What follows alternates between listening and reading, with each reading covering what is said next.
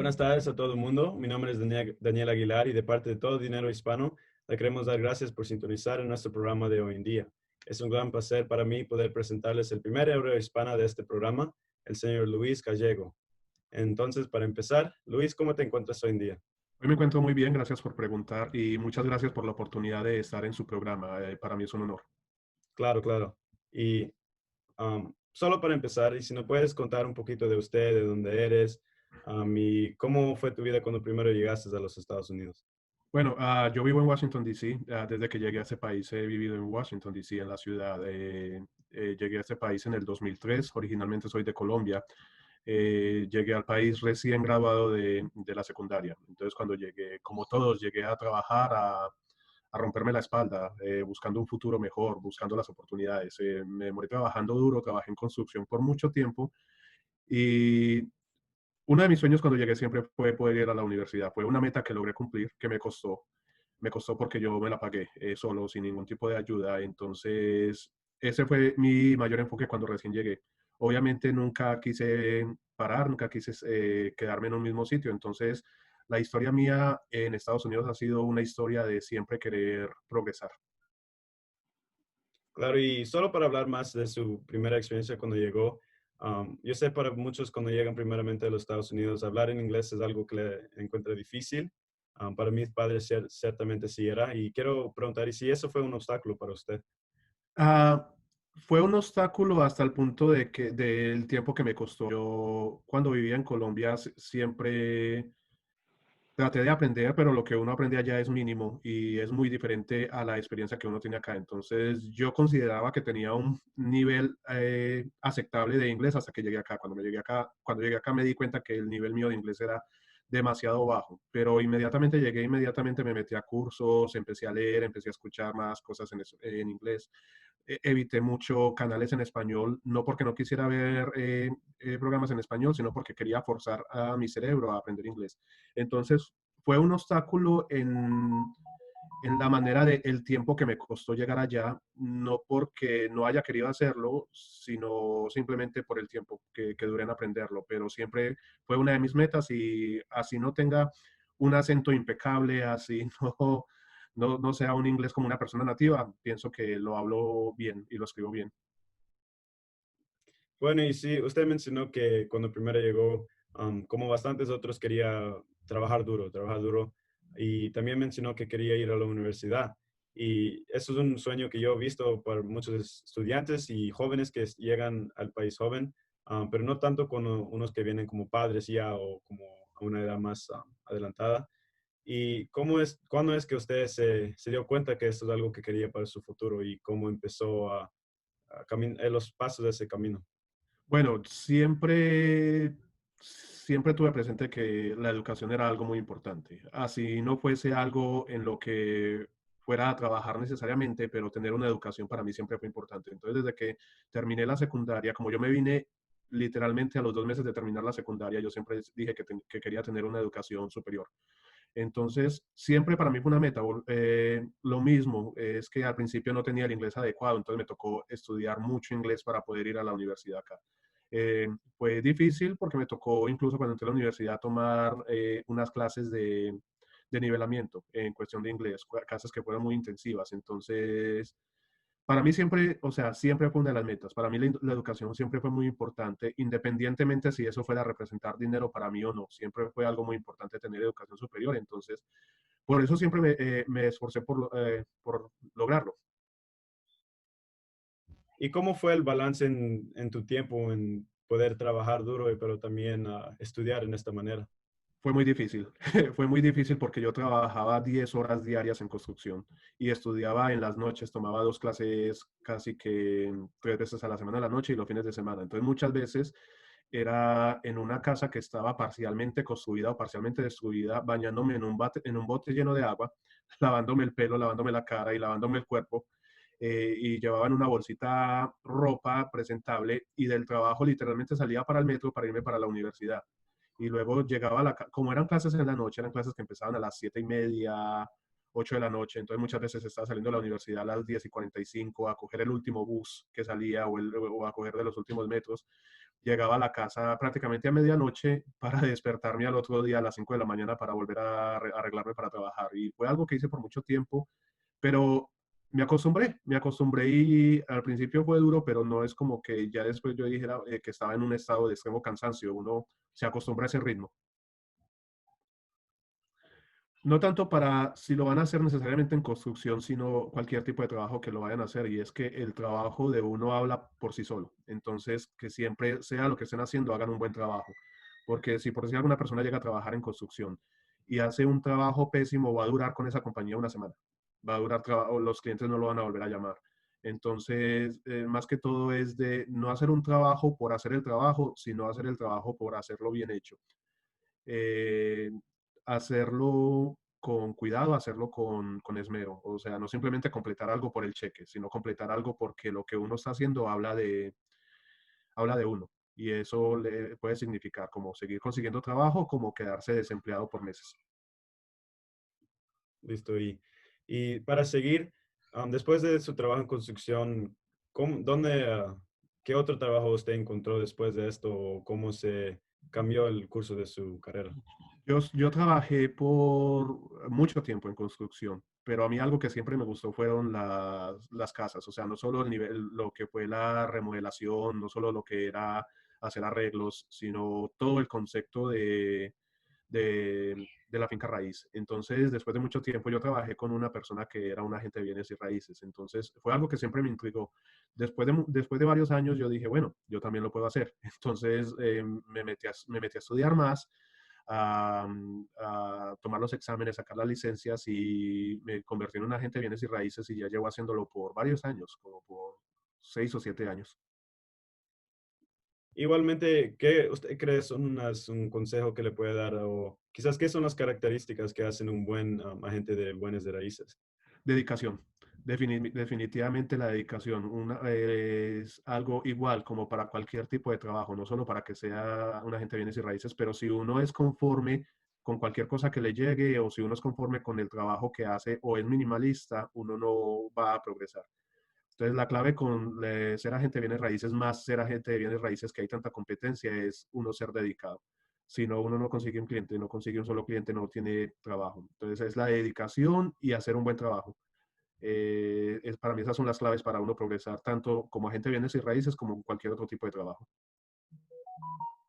Y algo que yo he notado que unas industrias que trabajan así o que necesitan bastante educación para llegar a esa posición, usualmente no se ven muchas caras hispanas en esas industrias. Quisiera preguntar cómo es su experiencia con la diversidad en lo que trabaja usted y quizás si se está cambiando o si no. Bueno, el área en el que yo trabajo es un área muy diversa, empezando porque todo el mundo compra casas, indiferente de niveles de ingresos, de caracteres demográficos, todo el mundo compra casas. Entonces es un campo muy diverso, se ven muchos agentes hispanos, afroamericanos, latinos, hindús. Una cosa que es muy importante y es uno no pensar que uno solo va, muy importante por dos sentidos. Uno no puede pensar que como yo soy hispano solo voy a atender a solo voy a atender a cierto tipo de personas. Primero, es ilegal por las leyes de Fair Housing. Y segundo, si uno se limita únicamente a atender cierto tipo de personas por el idioma, volvemos a lo mismo, el inglés es muy importante, pero si uno se limita a atender cierto tipo de personas simplemente porque uno se siente más cómodo hablando español, entonces es mucho, mucho lo que uno se limita en su nivel profesional. Por ejemplo, yo obviamente soy hispano, obviamente me encanta trabajar con hispanos y cuando puedo proveo el mismo tipo de servicio que le proveería a cualquier tipo de persona, pero mis clientes hispanos representan un 20%. Entonces, no es solo limitarse a lo que uno puede servir, a quienes puede servir, sino expandirse. Entre uno más se expanda, mejor le va a ir. Y obviamente uno no puede discriminar, uno no puede decir solo voy a atender cierto tipo de razas, eso es totalmente ilegal, pero se ven de todo. En mi campo hay de todo tipo de agentes y es algo que a mí me parece excelente. Es un campo muy diverso. Qué bueno, pues usted mencionó que cuando empezó esta carrera siempre tuvo una presión o un interés en casas, pero ¿cómo es que de veras usted pensó, o qué fue el momento, mejor dicho, que usted dijo, yo quiero cambiar de carrera, yo quiero entrarme a esta industria? ¿Y cómo logró hacer eso?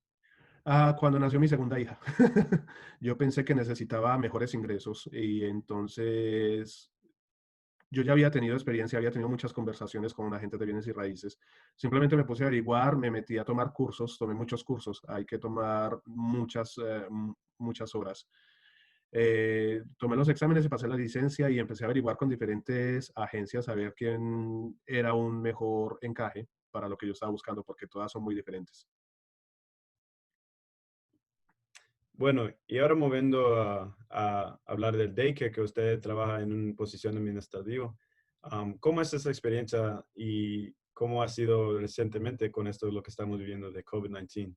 Bueno, la familia mía tiene un daycare. Yo no, yo trabajo muy poco con el daycare porque yo solamente, como tú lo mencionaste, hago lo que es el nivel administrativo. Entonces, yo soy el que me encargo de mantener los papeles al día, de tener todo en orden con la ciudad, el papeleo necesario, todas las vacunas, todo.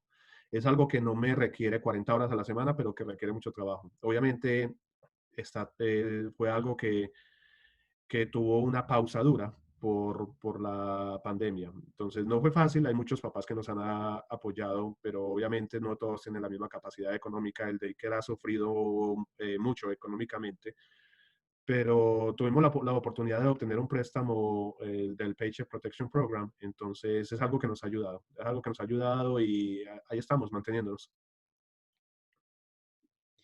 Y algo que quería preguntar de ese Payment Protection Program, que yo sé que entiendo que para muchos hispanos quizás es bien difícil poder obtener algo así.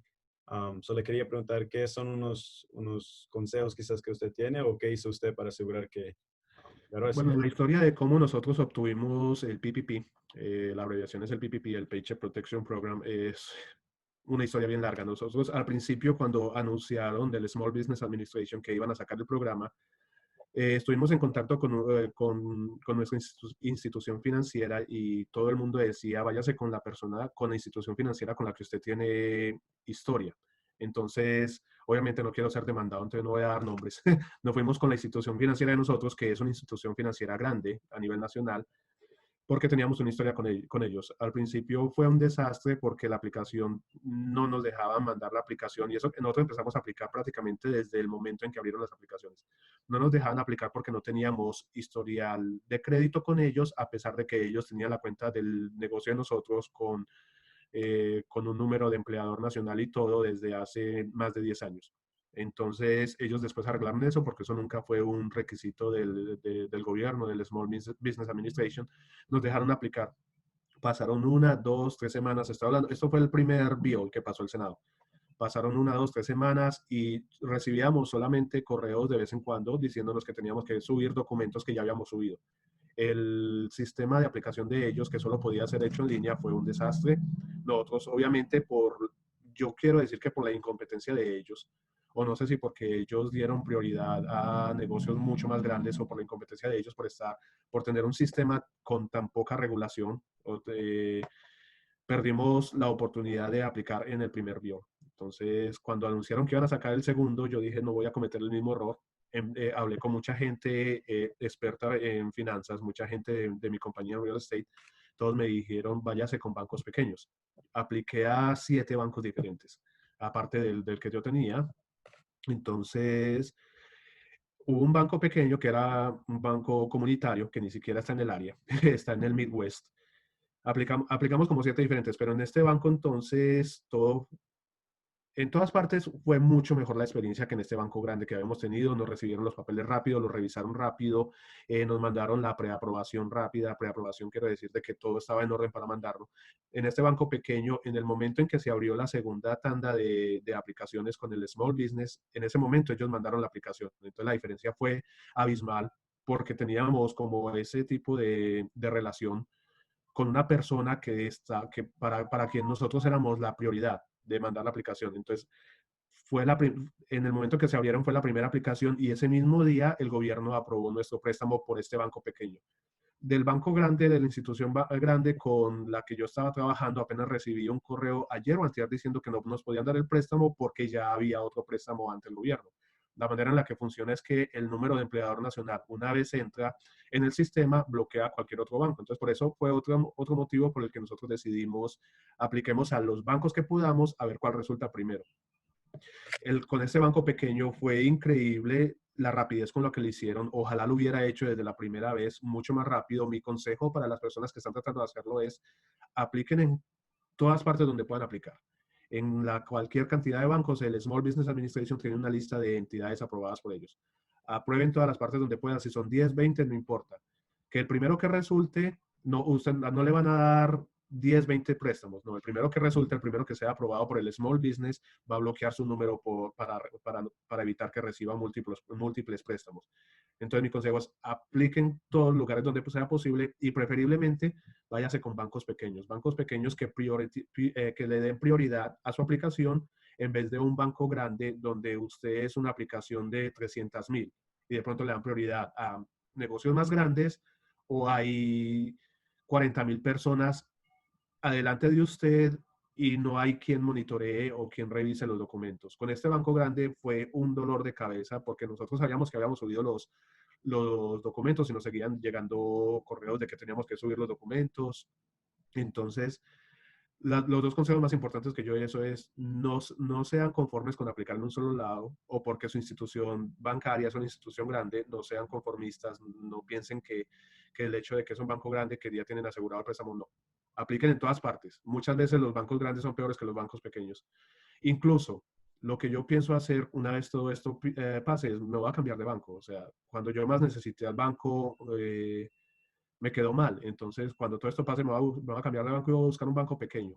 Lo que me dicen mis asesores económicos es que es mucho mejor uno tener una relación personal. No tanto el tamaño del banco, sino uno tener una relación con una persona que le pueda ayudar. Y para eso están los bancos pequeños. Súper bueno, creo que eso va a ser una gran ayuda para los emprendedores que quieren aplicar por PPP o cosas así, pero quizás algunos que quieren aprender de otras tácticas, otras maneras que usted pudo ayudar a este daycare en el tiempo de esta pandemia. ¿Qué son otras acciones que usted tomó o qué pensó usted que se puede hacer todavía?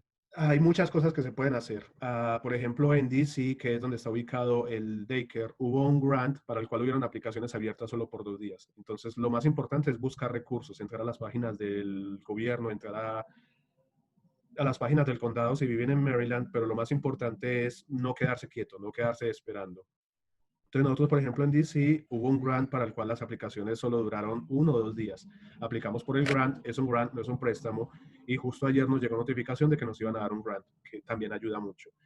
También hay otro tipo de préstamo también por el small business que se llama um, tiene algo con emergency, empieza con emergency. La diferencia con este y con el PPP es que el PPP está diseñado específicamente para el payroll.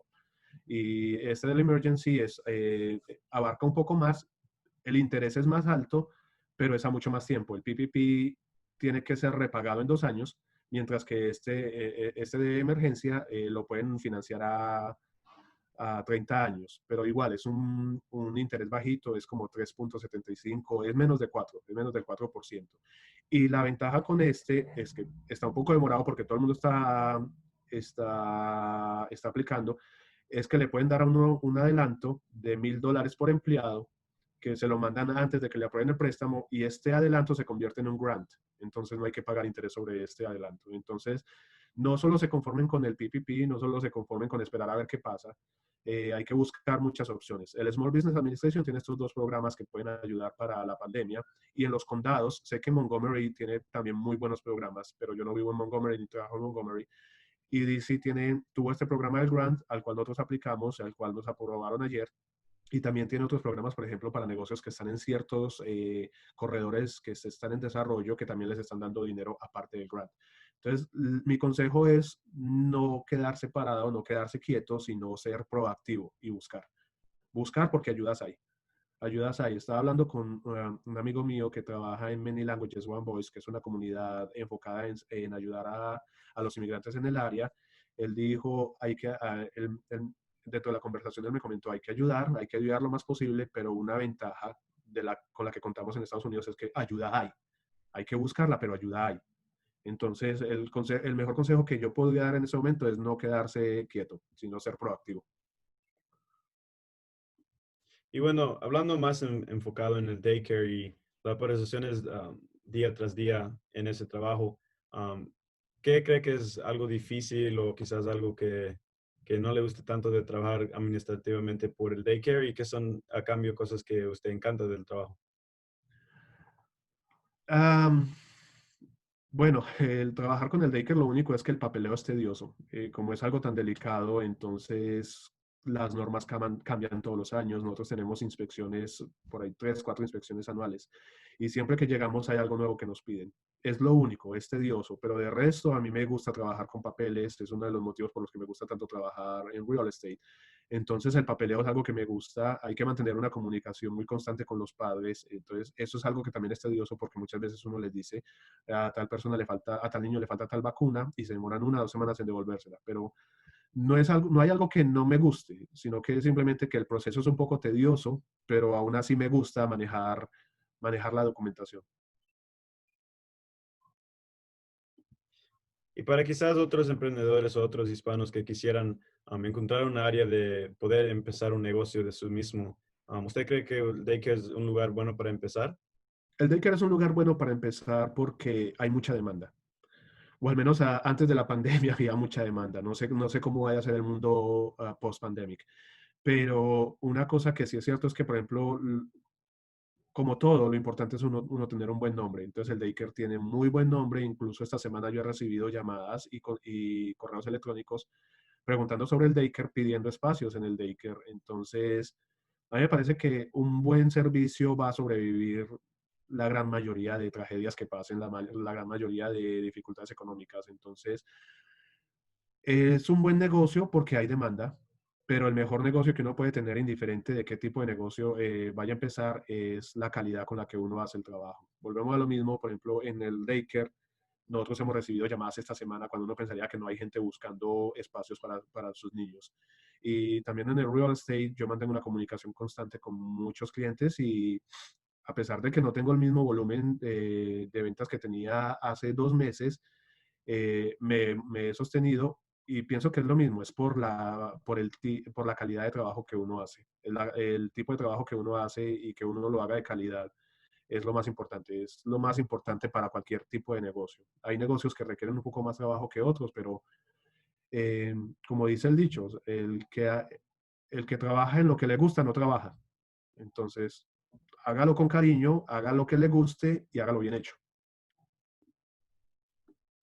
Y bueno, muchos están pensando en qué es que se pueden hacer las compañías o los negocios pequeños así para poder prepararse mejor y si quizás tenemos otra pandemia o otra situación que en lo que vivimos hoy en día.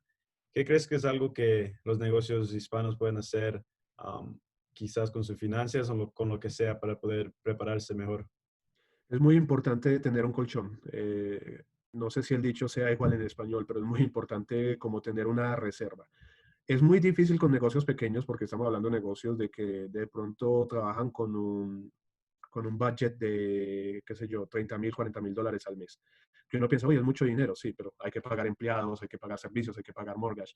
Entonces, para un negocio pequeño que tiene un budget tan limitado, es muy difícil ahorrar dinero, es muy difícil mantener una reserva, pero entre mejor uno tenga la reserva, es mucho más fácil uno poder sobrevivir por un tiempo mientras uno se da cuenta de cómo adaptarse a la situación.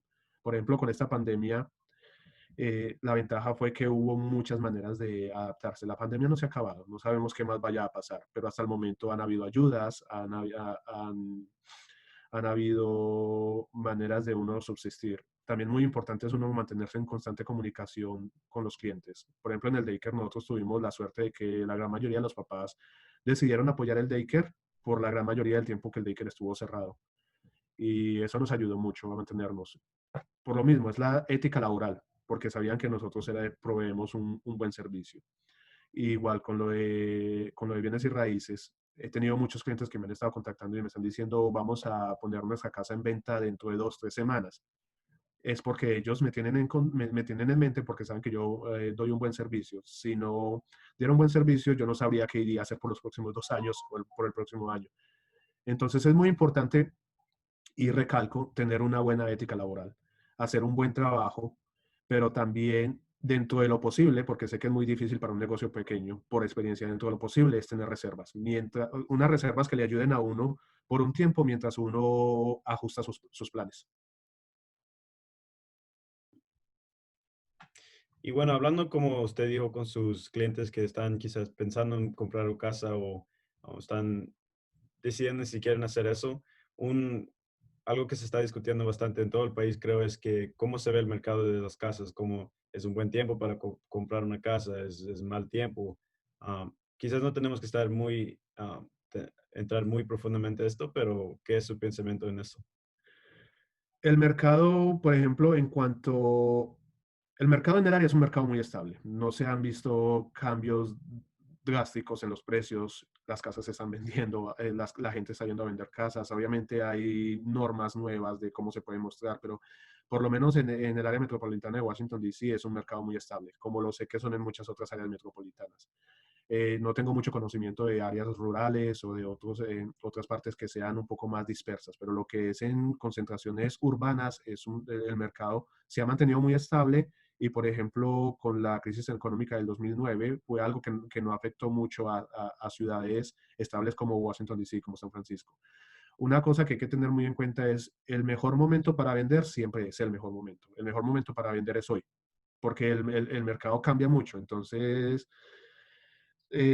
puede que si uno se espera 2 meses, 3 meses sea más difícil vender, puede que si uno se espera 2, 3 meses sea más difícil, sea mucho más fácil vender, por consiguiente le represente un poco más de dinero, pero empezando el año todos pensamos que esta primavera iba a ser la mejor primavera en los últimos 10 años para vender. Nos dimos cuenta que no. Entonces, si uno quiere vender, si uno necesita vender, el mejor momento para vender siempre es el momento indicado. Si uno no necesita vender, entonces uno puede esperar.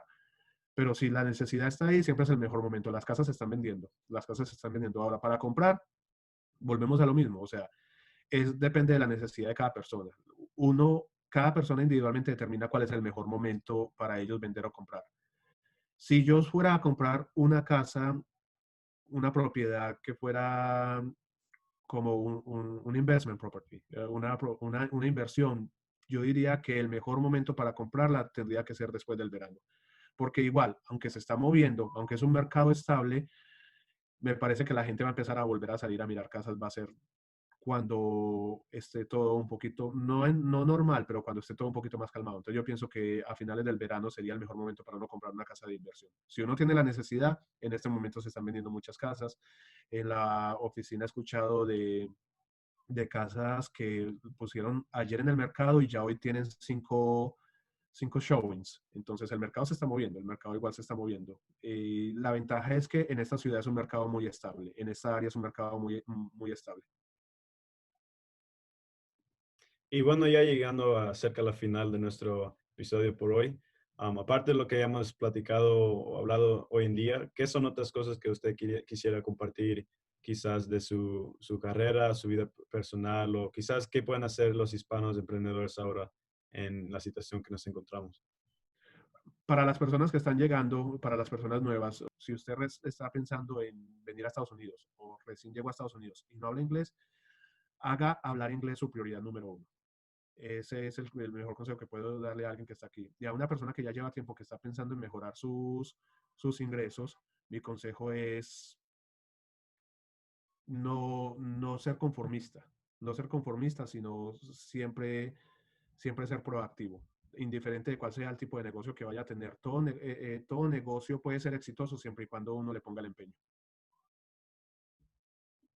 Bueno, Luis, eso ha sido todo su tiempo por hoy, pero lo quiero repetir, muchísimas gracias por ayudarnos hoy en día.